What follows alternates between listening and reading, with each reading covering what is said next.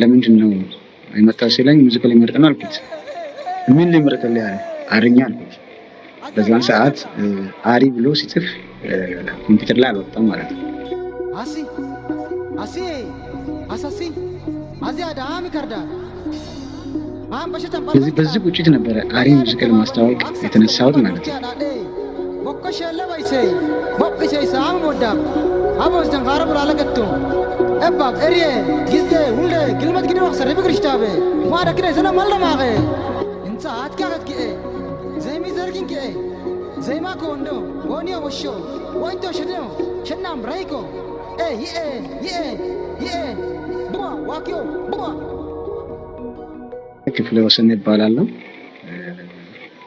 እንግዲህ እንደምታውቁት ቦና ጎንደ በሚል ሙዚቃ መጀመሪያ የአሪን አልበም የሰራሁት ነኝ። ወደዚህ የአሪ ሙዚቃ ባህል ማስተዋወቅ ውስጥ የገባሁት አንደኛ አንድ ነገር አጋፋፍቶኝ ነው ወደዚህ ልገባ የቻልኩት። እንዴት ጀመርክ ለሚለው ጥያቄ አንደኛ እኔ በ2002 ዓ.ም ላይ አሪን ብሔረሰብ በመወከል ክልል የቀድሞ ደቡብ ብሔር ብሔረሰቦችና ሕዝቦች ክልል መንግስት ባህልና ማስታወቂያ ቢሮ ውስጥ በባህል ዘርፍ ተወዳድሬ ሄጄ ነበርና እንደሄድኩት አቦስቶ ፖሊስ ኮሌጅ ውስጥ ስለ ባህል ፖሊሲ ስለ አንዳንድ ነገሮች ስልጠና ወስጄ እንደተመለስኩኝ አጋጣሚ በዛን ወቅት ሰዎች ሙዚቃ ይመርጣሉ።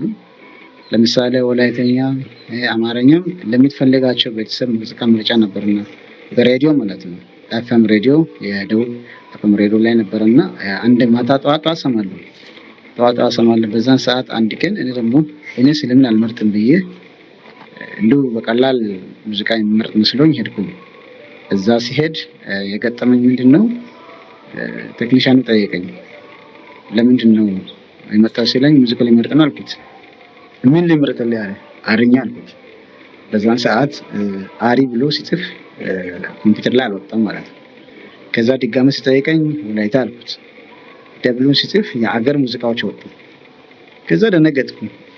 አሪ ለምንድን ነው የሌለው ሲል አሪ ያው እዚህ እኮ ይሄ ማለት አንድ ስራ ተሰርቶ የመጣ ሳይ በተደረገ ነገር እንጂ እንዲሁ ዝም ብሎ የሚወጣ ነገር አይደለም ማለት ነው።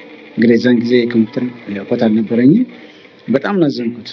56 ውስጥ እየተቆጠረን ለምንድን ነው የሌለው የሚለውን በጣም ስለተናደድኩ ከዛ ዕለት ጀምሮ ነበረ ግጥሞችን ያዘጋጀው በክራር የተጫወትኩኝ ምን ያደረኩኝ አልበም ሊሆን የሚችል ስራ ከሰራ በኋላ ነበር ወደ ቀጣይ ምዕራፍ እንዴት ይሰራል የሚለውን የጀመርኩት ማለት ነው።